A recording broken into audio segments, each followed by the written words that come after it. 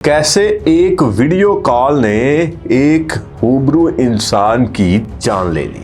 कैसे एक छोटी सी गपशप लाखों का नुकसान का बायस बन गई। एक गिरोह जो कि लोगों को लूट रहा है, वो उसका अगला टारगेट आप भी हो सकते हैं। एआई आसानी के साथ साथ आने वाले दिनों में लाखों लोगों की जिंदगियों में जहर घोलने जा रहा है।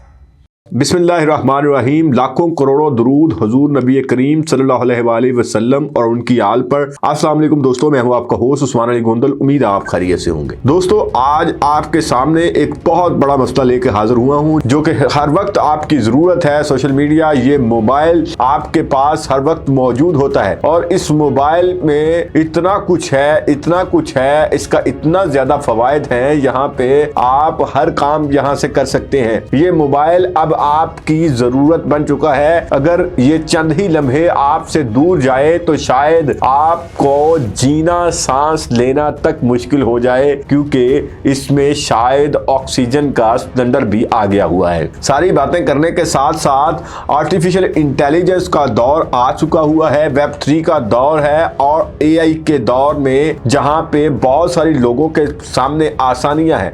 आप एक सेकंड में कोई भी इंफॉर्मेशन लेनी होती है, आप चैट जीपीटी है, ग्रोक है, डिफरेंट एआई प्लेटफॉर्म्स हैं, वहां से हासिल कर सकते हैं।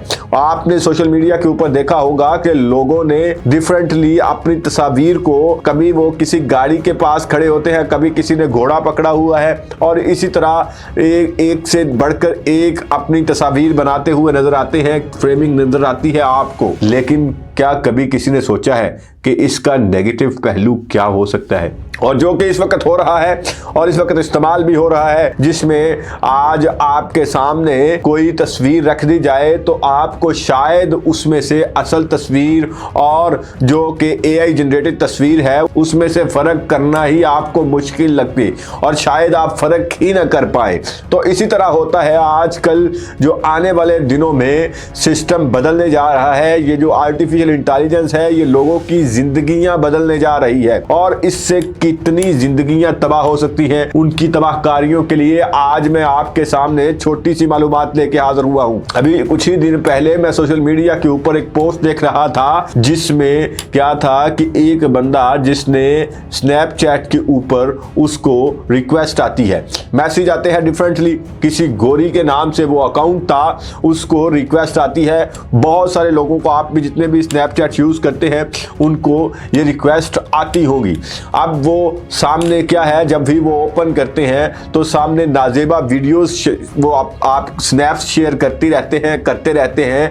दरअसल वो कोई वहां पे गोरी मौजूद नहीं होती। तो जो वाकया की तरफ चलते हैं, वो शेयर करते रहते हैं, ये स्ट्रीक्स चल पड़ती है और इसी तरह ये भी आगे से वो वीडियो भेजता रहता है और इसी तरह उन दोनों की आपस में कोई बातचीत चल निकलती है। लेकिन दूसरी साइड पे जो उसकी तस्वीर हैं, जो उसकी वीडियोस हैं, वो सेव हो चुकी थी। अब उसने जब तस्वीर दोबारा से उसको वापस इनबॉक्स की गई और कहा गया कि भैया ये आपकी तस्वीर है हमारे पास, वो जो पीछे एक गैंग बैठा था उसने कहा कि अभी के अभी हमें 5 लाख रुपए भेजो। अब वो सर पकड़ के बैठ गया और उसको ये उम्मीद नहीं थी कि वो जो हरकत वो कर बैठा है अब उससे कैसे निकले। इंसान क्या कर सकता है जब उससे गलती, वो भी इतनी बड़ी गलती हो जाए। लेकिन यहाँ पे मैं आपको भैया बता दूं, वापसी का कोई रास्ता नहीं है।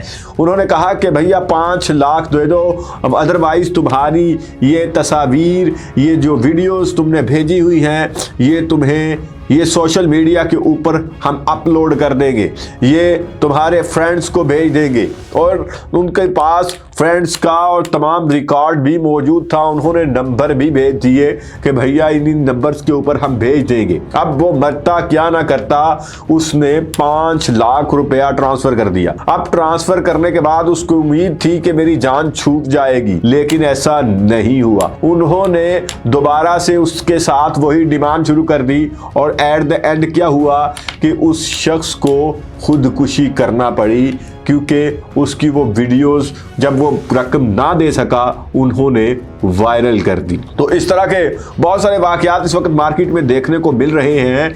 इसी तरह की एक फेसबुक के ऊपर रिक्वेस्ट एक्सेप्ट की थी और चैटिंग में वो बहुत आगे निकल गए थे, लेकिन दूसरी तरफ उसी तरह का एक गैंग बैठा हुआ था जिसने उनकी वो नाजेबा वीडियो, वो नाजेबा तस्वीर बना ली थी और कहा था कि भैया पैसे दो। काफ़ी भारी रकम अदा करके अपनी जान छुड़ाना पड़ी थी और अपने तमाम नंबर्स जो है वो चेंज करना पड़े थे। लेकिन अब आने वाले दिनों में नंबर चेंज से भी काम निकल चुका हुआ है। अब तो आप अपनी किसी को भी, मैं अपनी जो बहनें ख़वातीन हैं उनसे मुखातिब हूँ, आप कतई तौर पे भी किसी के साथ, किसी भी गैर महरम के साथ, दोस्त के साथ अपनी तस्वीर शेयर ना करें, क्योंकि अब जो आर्टिफिशियल इंटेलिजेंस का दौर है, अब सिर्फ आपका फेस चाहिए होता है।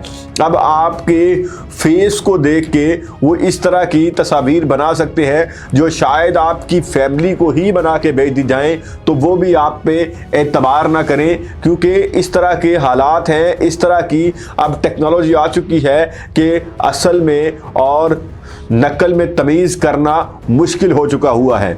तो भाइयों बहनों, मेरी आप सबसे रिक्वेस्ट है कि अगर आप सोशल मीडिया के ऊपर बैठे हैं तो आपको सोशल मीडिया को सही तरह से उसके नॉर्म्स को समझना होगा, उसको सोच समझ के यहाँ पे उसको यूज़ करना होगा। आप यहाँ पे उससे फ़ायदा उठाएं, यहाँ पे पेजेस बनाएं, यहाँ पे अपना डिफरेंटली को बिजनेस माइंड यूज़ करें, ना कि यहाँ पे सिर्फ चिट चैट पे रहें। तो ये आजकल के दौर में नया फ्रॉड्स का एक प्लेटफॉर्म बन चुका हुआ है।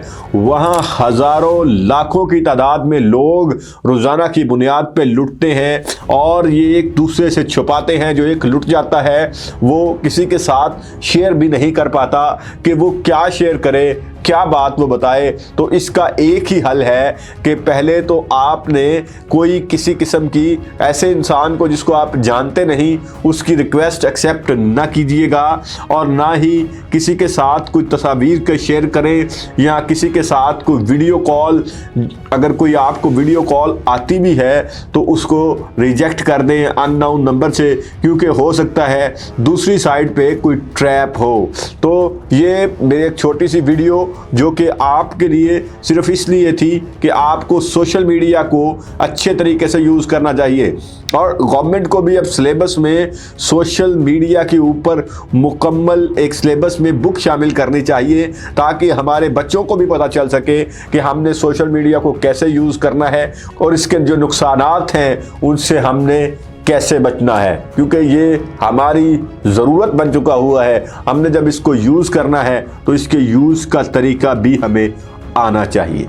तो अपना ढेर सारा ख्याल रखिएगा, अपने से भी अपने पेरेंट्स का ख्याल रखिएगा। इंशाअल्लाह नेक्स्ट वीडियो के साथ फिर मुलाकात होगी। अल्लाह निगहबान।